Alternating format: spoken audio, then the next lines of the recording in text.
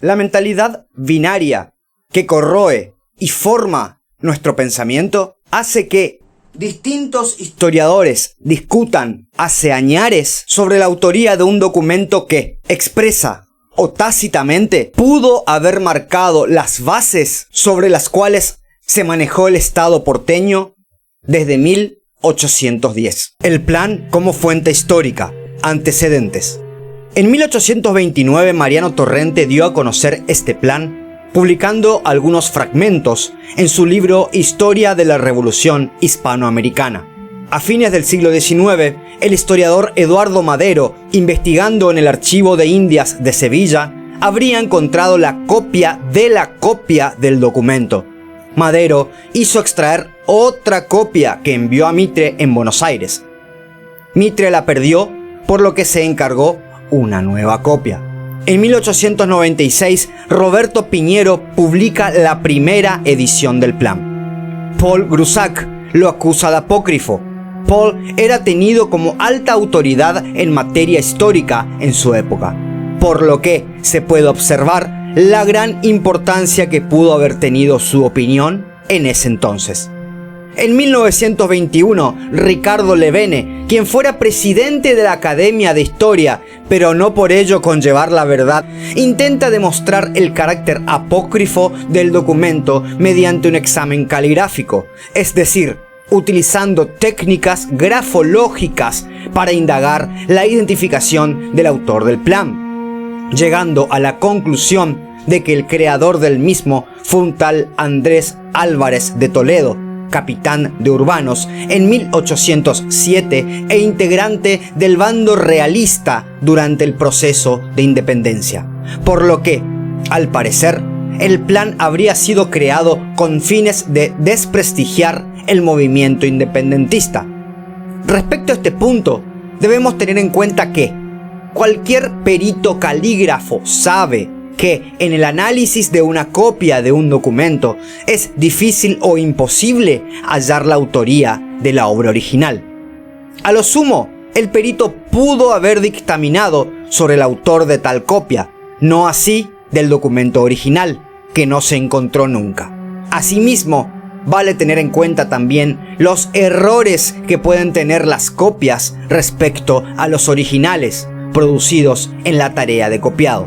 En 1952, Enrique Ruiz Guiñazú reivindica su autenticidad copiando la nota que había ya publicado Piñero, que decía: la primera copia del original habría estado en poder de un expatriado íntimo de Moreno, quien, a su vez, entregó a un sujeto cuya identidad no podía revelarse y que gozaba de toda la confianza del desterrado. En el año 2015, el libro Un plagio bicentenario de Diego Bauzo dictaminó que una parte del plan contenía párrafos literales de una novela histórica francesa, El cementerio de la Magdalena, de Rignaud Warren. Para algunos, este dictamen sentenció la verdad actual. El plan no correspondería a Moreno. Contenido del plan de operaciones. El plan inicia con una orden dada de Paso y Saavedra a Mariano Moreno para que comience con el trabajo de redacción de tal documento, la cual habría estado fechada el 18 de julio de 1810 y lo dotaba del carácter de comisionado y no de miembro de la Junta, quedando desde la aceptación de las tareas exento de la penuria de contribuir al desempeño de las funciones de dicho tribunal, cubriendo su licenciamiento con el pretexto de alguna indisposición corporal. Desde el vamos entonces, la Junta se hacía cargo de una ilegalidad manifiesta referente a un dictamen médico falsificado. Esta quizás será la más sutil de las maniobras fraudulentas que describe el plan. A modo breve, repasaremos algunas líneas del mismo, las que la posteridad señaló como maquiavélicas y que han sido objeto de duras condenas. El hombre en ciertos casos es hijo del rigor, y nada hemos de conseguir con la benevolencia y la moderación.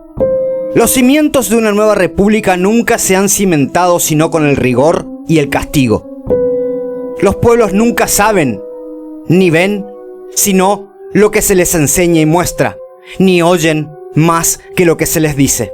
No debe escandalizar el sentido de mis voces de cortar cabezas, verter sangre y sacrificar a toda costa. Y si no, ¿por qué nos pintan la libertad ciega y armada de un puñal? Porque ningún estado envejecido o provincias pueden regenerarse ni cortar sus corrompidos abusos sin verter arroyos de sangre. A todos los verdaderos patriotas, si en algo delinquiesen, débese siempre tener con estos una consideración. En tiempo de revolución, ningún otro debe castigarse, sino el de incidencia y rebelión contra los sagrados derechos de la causa, y todo lo demás debe disimularse. A la menor semiprueba de hechos, palabras, etc. contra la causa, debe castigarse con pena capital.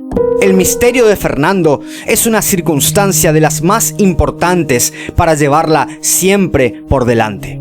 Sería muy del caso atraerse a dos sujetos por cualquier interés y promesas, así por sus conocimientos, como por sus talentos, opinión, concepto y respeto, como son los del capitán de dragones don José Rundó y los del capitán de blandengues don José Artigas. Debe también tener el gobierno en esta capital 6 u 8 sujetos que se empleen en escribir cartas anónimas, ya fingiendo o suplantando nombres y firmas supuestas.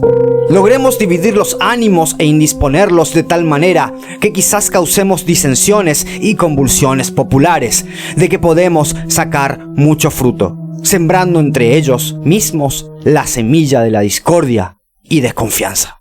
Algunas fundamentaciones en contra de que el plan pertenezca a Moreno. En Argentina nunca se encontró copia alguna del plan. No existen menciones sobre el plan en los documentos oficiales ni en las cartas de la época. El título completo incluye la mención de Plan de operaciones que el gobierno provisional de las Provincias Unidas del Río de la Plata, pero la denominación Provincias Unidas recién fue adoptada 8 meses después de la muerte de Moreno. El plan menciona a la Gaceta de Montevideo, pero en la época en que se escribió el plan, en Montevideo no existía imprenta ni gaceta alguna. El plan anuncia como objetivo la creación de tropas de hasta 25.000 hombres, cuando, meses más tarde, la expedición de Belgrano a Paraguay apenas contaba con 1.000. Algunas ideas del plan se contraponían con los principios de Moreno. Por ejemplo, en lo referente a tratar de conquistar tierras brasileras y repartirlas con Gran Bretaña, siendo que aquel nunca manifestó un ideario al respecto. Causa extrañeza el hecho de que un escrito de tremendas consecuencias haya estado dormido en el archivo de Indias y nadie lo haya dado a conocer. Es muy probable que el plan haya sido uno de los tantos ardides comunicacionales efectuados en plena guerra o posterior a las mismas, a fines de desprestigiar la causa americana. Y en base a los descubrimientos efectuados por Diego Javier Bauso en su libro Un plagio bicentenario, partes del plan coinciden con partes de una novela francesa, con una carta que escribió Saavedra a Viamonte y con frases publicadas por la Gaceta de Montevideo, entre otras.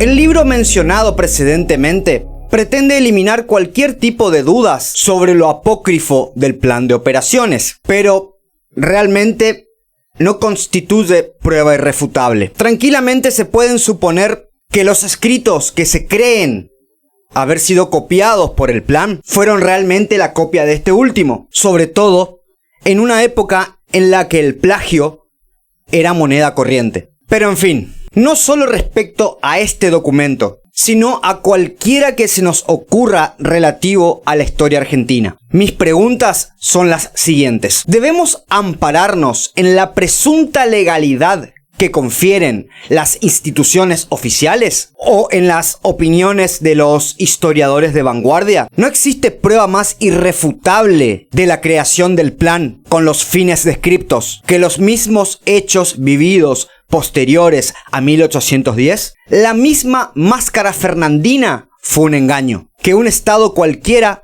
penalizaría. Sin embargo, durante la Revolución, tal idea fue un ejercicio principal para poder aspirar a las finalidades independentistas. Esa y cuántas otras mentiras, asesinatos y embustes tuvieron que utilizar los hombres de la Revolución para tomar el poder. ¿Acaso sirve que nos enseñen en las escuelas que la independencia fue un acto sincero y justo, angelical y verdadero, que debe formar parte de nuestra pasión y nuestro patriotismo, vendiéndonoslo como algo completamente correcto y acomodado a la moral? ¿Para qué queremos y necesitamos elevar a hombres al nivel de héroes buenos, justos y objetivamente perfectos en todas sus acciones, cuando tuvieron que pasar por situaciones completamente peligrosas para lograr sus intenciones? En estos casos, la mano dura fue la única respuesta. La pena de muerte era una de las sanciones más comunes de la época. Una revolución de este tipo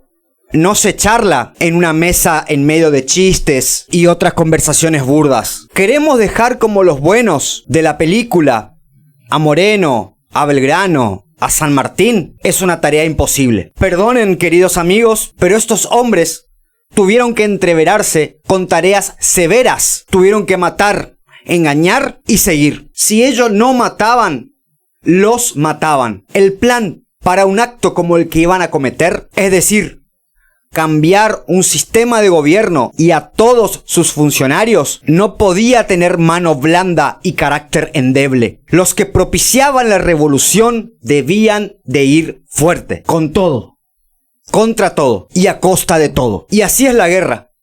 Por más que se la mencione como guerra justa, en realidad dentro de ella caben las peores atrocidades con tal de vencer. Era imposible dar el paso que los revolucionarios querían dar si solo se basaban en la verdad y en la justicia. Estas solo cabrían cuando un gobierno y un orden esté instalado. Y así lo dice el plan de operaciones en su introducción. Escuchemos la frase. Hay hombres de bien que detestan verdaderamente todas las ideas de los gobiernos monárquicos y que quisieran, sin derramamiento de sangre, sancionar las verdaderas libertades de la patria. Y a estos, sin agraviarlos, porque algún día serán útiles, debe separárselos. No son propios por su carácter para realizar la grande obra de la libertad americana en los primeros pasos de su infancia. Como dice la frase, las buenas obras vendrían una vez tomado el poder. Pero mientras la revolución se lleve a cabo, un plan de operaciones igual o similar al discutido en este video es muy probable que haya existido.